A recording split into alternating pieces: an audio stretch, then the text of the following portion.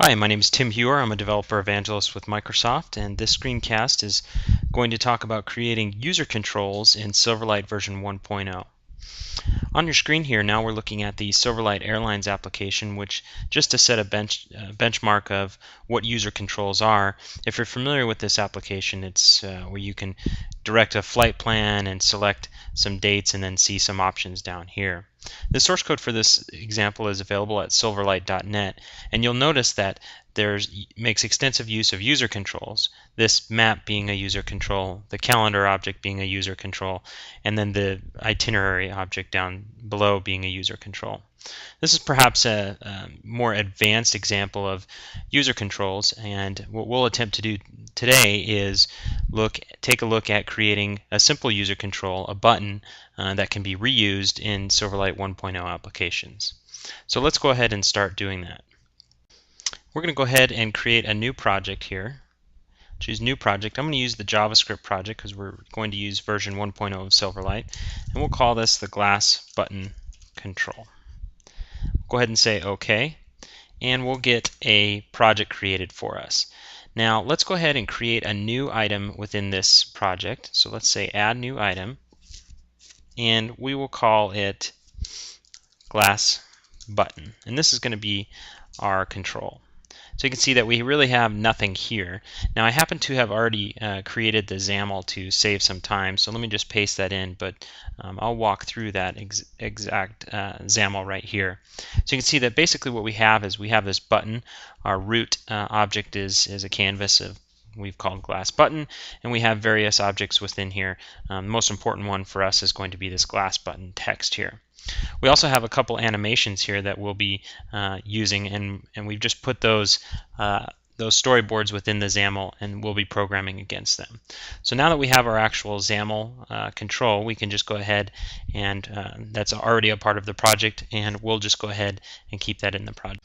Now that we have our project completed, we're going to do most of our development within Visual Studio, so we're going to go ahead and open this project in Visual Studio. Normally I'd go ahead and right click and say Edit in Visual Studio, but we are going to use the downloader object in our sample, and this method right here does not open the project as a web project, which I'll explain later why we need that using the downloader object. So I'm going to go ahead and start Visual Studio 2008, and I'm actually going to open up that same Expression Blend project as a website. So I chose File, Open Website, and I'm going to go ahead and navigate to our Glass Button Control project and say Open. And I'm using Visual Studio 2008. It's asking me if I want to go ahead and convert the project. At this point I'm choosing No. So you can see we have our Glass Button XAML and all the elements that we have here. So what we're going to do is we're going to implement our control using version 1.0, and we're going to start writing the code that goes behind our visual UI of the Glass Button XAML. Now because we're using JavaScript, we're going to go ahead and use the prototype development model. If you're not familiar with the term prototype with regard to JavaScript, prototype is basically a built-in JavaScript object, which is a child of all objects, and it's used to create properties and methods for all instances of that particular object. You basically use this in JavaScript programming to create classes within externally defined methods. So you can see here that we have our XAML object, and let's go ahead and actually create our prototype object behind there. Now I'm going to add a new item, which is going to be a JavaScript file. I'll choose JScript, and I'm going to call this Glass Button XAML, actually we'll just call it Glass Button, which matches the name of our XAML file. Now by default, Visual Studio does an interesting trick. It recognizes that it's actually the same file and kind of visually gives us same file name, and visually gives us this kind of inheritance view. You may see in some projects that this would have been called glassbutton.xaml.js, and in the current beta 2 version it would not show this type of association. It really doesn't matter what the file name is, as you can see that we'll later on that we'll just consume that. So the first thing that we're going to do is we're going to create our namespace. So we're going to say if there is not a, we'll just go ahead and use my name, a Tim Hewer instance, then let's go ahead and create this initial namespace here. And now let's go ahead and create our glass button prototype object model here. So what I'm going to do is, the first thing I'm going to do is I'm going to say we'll create glass button is going to, this is essentially the constructor. So I'm going to pass in some parameters. Basically, control is the Silverlight control. Target is the target name of the user control that we're going to be inserting. We'll put a property in for button text, the position of X and Y, and the width of the button. And now we can start wiring up the code within here. So the first thing we want to do is we want to say this dot target equals the target parameter, and we'll just go ahead and change the cursor to make it look like somebody's on a button. And then we're going to add some of those event handlers. Now you remember the storyboards that we added in for the XAML, and let's go ahead and wire those up at this time. So we're going to say add event listener. We'll add the mouse enter, and we're going to use our Silverlight create delegate function, and it's going to be for this object, and we'll call this handle mouse enter. And so we've added that. I'm going to add, cut and paste, and add 3 more. One is going to be for mouse leave, one is going to be for mouse down, and the other is going to be for mouse up. And let's go ahead and change those here as well. Mouse left, button down, left, button up. Okay, now we've added that. The next thing we want to do is, remember, the button text is one of the parameters that we put in, so let's go ahead and define a property for this. And what we're going to do is use the find name feature. And you remember in our XAML we had a text block called glass button text. And the target is the actual XAML control that we've created. So and it is a canvas, so we're able to use this find name feature, which is a part of the canvas object, and we'll be able to get a reference back to that particular text block, which now version text represents that text block. Now a couple things we're going to do here. I'm going to go ahead and just drag and paste these in here. These are basically for the sizing of the button, because we can optionally add in a width, and we're going to do some dynamic sizing as well as center the text automatically for our developers. So I'm getting a reference to the various different elements that were a part of that user control. And so that's what those little clips are as well. Now the other thing that we're going to do is, actually I will just go ahead and drag the actual code to do the sizing in here as well. So this actually takes some measurements, looks at the text, and then defines the what the width of that should actually be. Now we can't really size the button until we actually set the text, because we want to make sure that we're sizing appropriately and centering the right text. So what we want to do is say this.version text, and then we want to get to the text property and pass in the button text parameter that was sent in to our constructor. Now once the text is set, that object has the actual text, and then we can go ahead and proceed with our sizing, which this logic does right here. These last sections right here is basically this.version text. We're setting the dependency property of that element, which we're basically saying the parent container, which whatever canvas that is, the top element is going to be this, and the left is going to be this. And then we're actually placing the control at the X and Y coordinates that were passed into the constructor here as well. We did want to note that you can see that we do have a default width parameter that's defined in our XAML. So if somebody does pass in a new width, we will change that. If not, it's just going to use the default and manage the text around there. So now we have the logic for the constructor of our button. We still have to define the actual prototype. And you can see here we have JavaScript IntelliSense in Visual Studio 2008 helping us out a little bit. And so we're going to create our prototype object and basically add these methods and properties. In our case, we're just adding methods, and I am going to add those methods that we referenced earlier. So mouse enter is a function that gets sender and event args, and we're going to say sender find name.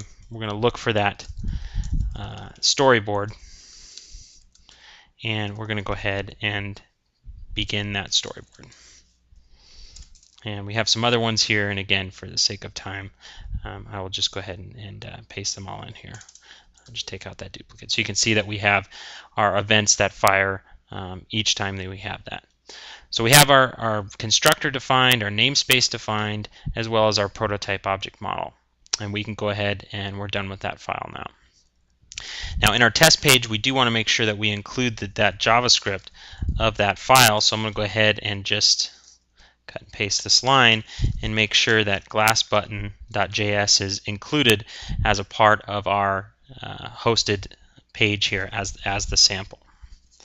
Now the next thing we want to do is actually consume and start using that control. Now to do that, we're going to use our page.xaml, which is actually our initial XAML page that's being loaded by this example. And we're going to go ahead into the JavaScript page right here and make some modifications. This is the stub function that was created for us. You can see by default it also uses the prototype object model here. And we're going to do some changes here. We don't need some of these elements here, so let me go ahead and delete some. And let's go ahead and start adding in our particular logic here. So one thing that we're going to do is we're going to define the root, and I'm going to say control content find name main. And just to make sure, I'm not sure if I didn't call it main, but let's go ahead and rename it. So you can see that the initial XAML that we have is basically a blank canvas here. And I just want to get a reference to the root of that canvas and just make sure that we're able to use that before. And the next thing that we're going to do here is, before I add this here, we're going to use the downloader object to actually consume, to retrieve the XAML for our button. Now we could use we could just kind of use a string builder concept and create the XAML on the fly, but we have a pretty well-defined XAML object here that we want to just go ahead and retrieve that initial chunk of XAML fragment, and then we'll use that later. So we're going to create a function called download button XAML, and it's just basically a function. And what we're going to do here is I'm going to create a downloader object, and we're using our this.control as a reference to our Silverlight control that's hosting this, and we're going to create the object called downloader, which is a Silverlight object that's referenced in the SDK. And we're going to now say with downloader, we're going to add an event listener for the completed event. And again, we're using the Silverlight delegate function that was created for us. And we'll call downloader completed. Now, I've mentioned this Silverlight delegate function before. This can be found in the stub function that's being created for you. If you use the project templates, is currently in that stub function right there. So it basically provides a framework for creating a JavaScript delegate for us. So we've added an event listener, so when the downloader completes, it's going to fire off that delegate. And so now we're going to start giving instructions to the downloader. We're going to tell it to get this thing called glassbutton.xaml. And then we're going to go ahead and tell the downloader, go ahead and send that request. Now we've mentioned that we have this function downloader completed that's going to be called when this completes. We should probably create that function. And this is going to be a function that passes in sender and event args. and I'm going to create this variable called XAML item, and the sender is the downloader object itself, which provides a function called getResponseText. Now I'm just passing in empty here because I know I'm only, in my example here, I know I'm only getting one particular item, and I just want all of the text that was streamed within there. I could have certainly actually requested a zip file and then perhaps pulled out individual files of the zip, something like this, if there was more user controls in there. But in my example, I don't need to do that. Now you may ask yourself, well, why am I doing this in the completed event? Why not just send the request and later on go ahead and get a reference back to the downloader and execute getResponseText? Well, getResponseText is actually, in the SDK, it's documented that you really want to call this as a result of the completed event as soon as possible. If not, there's no guarantees that the response text would return valid contents if it wasn't. So in our particular example, we're going to call it right away. And let's go ahead and set some other default values for the initial position of our buttons. Now this is not a literal example here, but just to demonstrate how we can create these controls, I'm just going to go ahead and create an iterator here that creates various controls on the fly here. So we're going to create our button, and we're going to say this control, which is our Silverlight control, content, and we're going to use this function called create from XAML. And create from XAML is a function that creates a XAML object or a XAML fragment from text. Now you can remember that we've already gotten the XAML fragment using our getResponseText, and we're now going to use that fragment, and we're going to create a XAML item. I'm going to pass in the second property as true for some unique naming. And so now the result, this vButton object, is now a true XAML fragment. So it's essentially whatever was contained within that fragment. And we're going to get back to our root, if you recall, which is the main, and we're going to add that XAML fragment as a child of the main. And now we're going to say I want a new Tim Hewer glass button. And remember, we have our constructor, and the first parameter was the Silverlight control, and the second was the target, which was that fragment we just added. And we'll go ahead and put the button text to say number, and we'll just say whatever that number is of the iterator, and we'll say left and top, and at this point we will not use a width parameter here. And then we're just going to up the left and top, so as it iterates through there, we should see some movement of the buttons here. So what we've done here is we have a load function, and we've created a function called download the XAML, which is going to actually retrieve our fragment. Once that's completed, it's going to fire off this event called downloader complete, which gets the XAML fragment. And then we've created just a simple iterator. We're going to create essentially 5 buttons from that XAML fragment. So we actually need this to fire first, and we're going to just put that, for purposes of this example, we're going to put that in our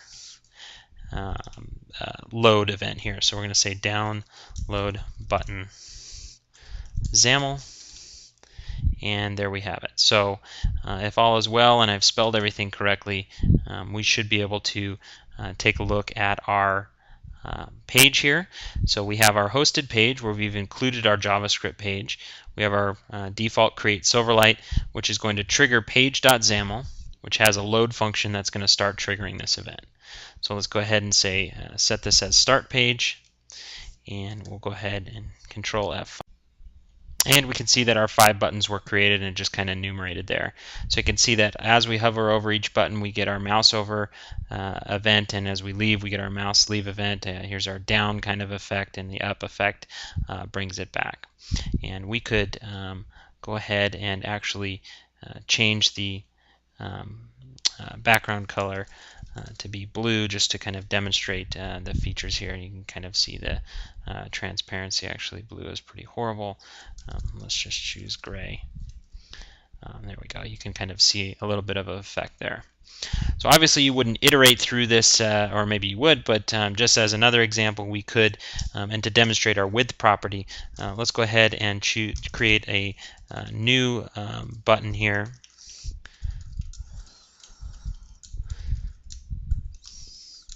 Using the same kind of concept, we're just not going to iterate through this. And we will say add the second button, and then we're going to create a new button control pointing to that button we just created. We'll call it the proverbial hello world, and we're going to put it at position 200. Let's actually do 20 and 200, and then we're going to make this button 350 pixels wide. So as we go back and refresh our page, you can see that here's the hello world with the text centered on it as well. So you can see that as we change the properties here to the width, the text remains centered. So that was what that logic did for us there. So that's an example of how we might use that. Obviously, it's not a realistic example. I hope you're not looking at this screencast and saying, why would I want to create 5 dynamic buttons diagonally across each other? This was merely to show how to create a control. We could actually go into one of our sample projects here. In the Silverlight SDK, we have a project called the video wall. And the video wall project, if we just go ahead and run it just so you can see it, basically shows several videos that go across the screen here that are also created dynamically. And actually, if we go ahead and if we take a look at this code in the in the JavaScript file, and this code is available, you can see that similar context is being used where we see this create from XAML, but they're using a kind of a string builder function to actually create that. Let's go ahead and modify this example and input. I already have put our glass button code and everything that we just did in this project. And let's go ahead and just change some lines of code here. So I'm going to remove that add elements. I'm going to add in this function called get glass button XAML. What you can see is basically the same thing that we did here. It was essentially goes out and retrieves that fragment, and then when completed, gets this button XAML, which is a global object here, and then executes the add buttons element. And then the add buttons also actually calls this, or the add elements calls this add button feature. So now if we go ahead and run this sample, we'll see that our buttons were dynamically created on top of this particular element here, and they still represent the same context. Now I just added the word video to all of them, but in theory you could have added whatever you want, or any dynamic text. Maybe the particular media file had some metadata. So I hope that gives you an idea of how to create user controls in version 1.0 of Silverlight. The second part of this screencast will be taking our same example in XAML and creating the user control in version 1.1 of Silverlight. So please subscribe to my blog at timhuer.com, and you'll be able to view that screencast as well. Thanks a lot for listening.